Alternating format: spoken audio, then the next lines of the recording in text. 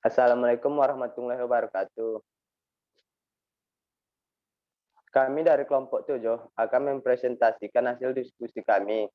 Saya Saprun Jamil, selaku moderator, dan teman saya bernama Sofi Tafigur Rahmi. Kami sini akan membacakan hasil diskusi kami. Pemateri yang pertama yang akan disampaikan Sofi Tafigur Rahmi. Kepada Sofi Tafigur Rahmi, dipersilahkan. Baik, terima kasih moderator. Baiklah, saya akan membacakan pemimpinan karismatik.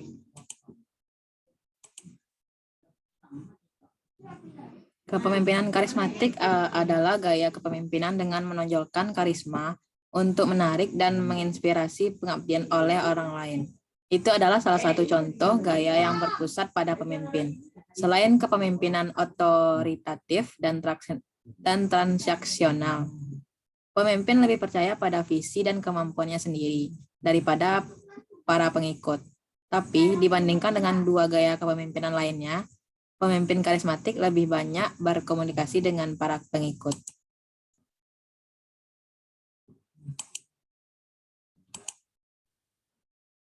Selanjutnya yaitu contoh pemimpin yang karismatik adalah Soekarno.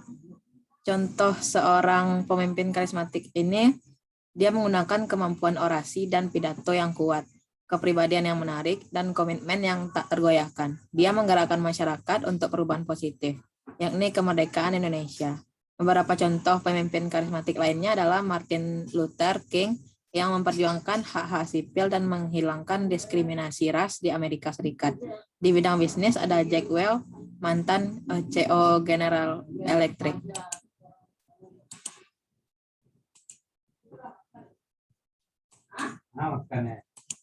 Selanjutnya yaitu perlunya kepemimpinan karismatik. Pemimpin karismatik menginspirasi dan memotivasi pengikut untuk berkomitmen terhadap tujuan. Mereka cocok di lingkungan di mana orang-orang membutuhkan kehadiran individu yang mampu menggerakkan dan mengubah status quo.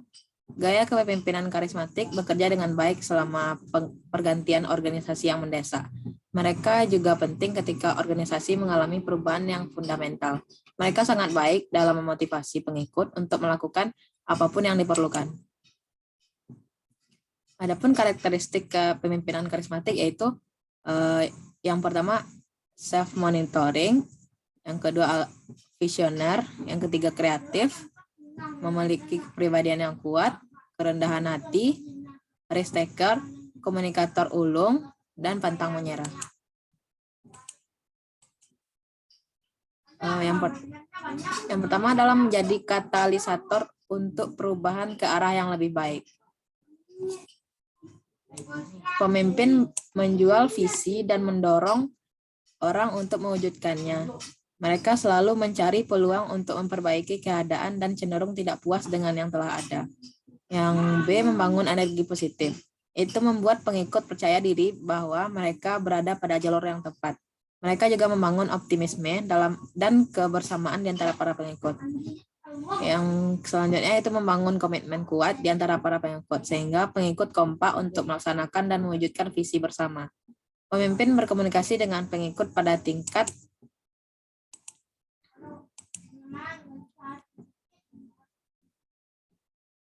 ketiga. Ini adalah kelebihan kepemimpinan karismatik. Masuk kepada kekurangan kepemimpinan karismatik. Yang pertama ada self-centered. Pemimpin terlalu percaya diri dan dengan karismatik yang dimiliki. Mereka memandang visi mereka adalah yang terbaik, meski tidak untuk beberapa orang. Ambil contohnya visi nasional, agama, dan komunis oleh Soekarno. Sebagian besar orang Indonesia tidak setuju karena tidak sesuai dengan landasan negara Indonesia.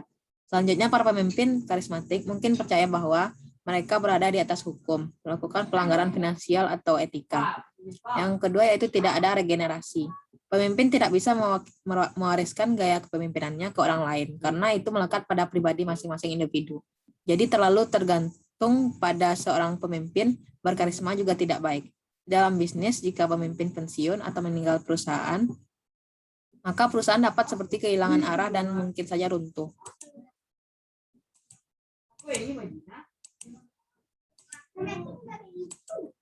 Yang selanjutnya adalah kepemimpinan transformasional. Kepemimpinan transformasional ini adalah gaya kepemimpinan dengan membangun visi bersama untuk menginspirasi pengikut dan memenuhi tantangan yang ditetapkannya. Pemimpin menumbuhkan kesetiaan dan kepercayaan diri di antara pengikut. Mereka memotivasi bawahan untuk melakukan dengan lebih baik. Pemimpin juga mengakui kontribusi individu anggota tim. Mereka mendorong pertukaran gagasan secara bebas, berbagi penghargaan untuk pencapaian dan bertanggung jawab atas kegagalan. Yang selanjutnya beberapa ciri-ciri karakteristik kepemimpinan transformasional. Yang pertama, mendorong motivasi dan perkembangan positif pengikut. Yang kedua, menumbuhkan lingkungan kerja yang etis dengan nilai prioritas dan standar yang jelas. Yang ketiga, mencontohkan standar moral dalam organisasi dan mendorong orang lain untuk melakukan hal yang sama. Yang keempat, membangun budaya perusahaan untuk bekerja demi kebaikan bersama, alih-alih mementingkan diri sendiri. Yang kelima, menekankan pada keaslian, kerjasama, dan komunikasi terbuka. Yang keenam, memberikan pelatihan dan bimbingan kepada bawahan. Dan yang terakhir adalah memberi anggota peluang untuk membuat keputusan dan mengambil tanggung jawab.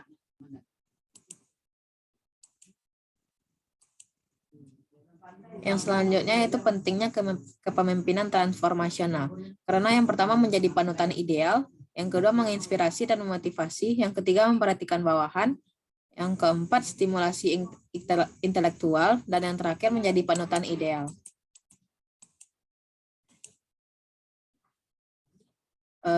Hanya sekian materi dari saya kembalikan pada moderator.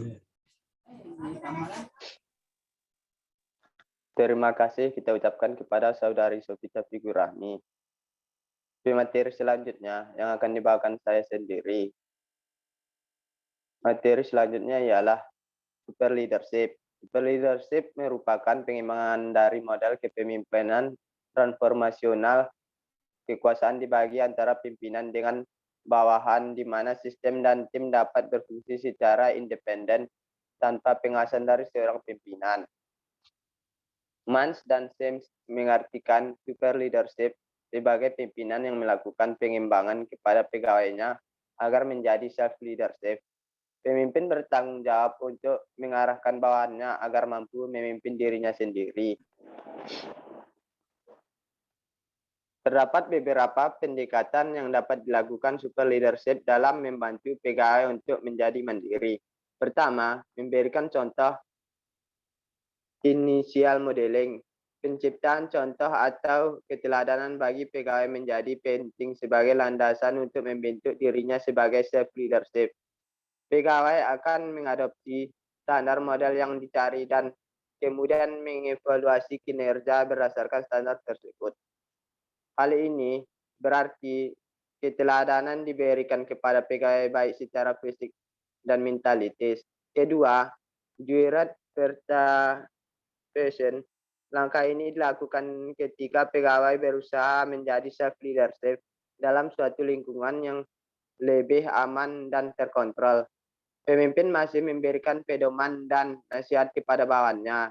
Dalam fase ini, perilaku verbal super leader adalah penting. Dalam teori kepemimpinan yang telah dominan terdapat anggapan bahwa setidaknya sampai taraf tertentu kepemimpinan adalah proses yang melibatkan pengaruh dengan sekelompok orang terhadap realisasi tujuan.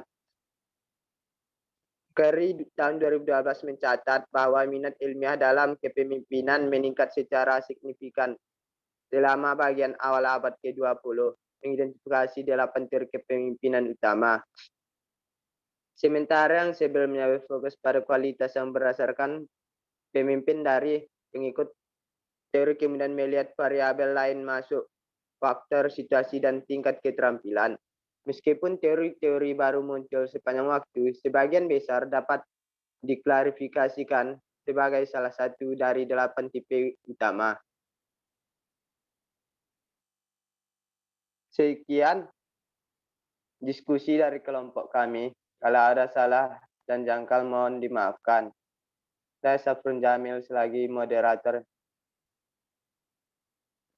akan mengakhiri diskusi pada pertemuan kali ini. Assalamualaikum warahmatullahi wabarakatuh.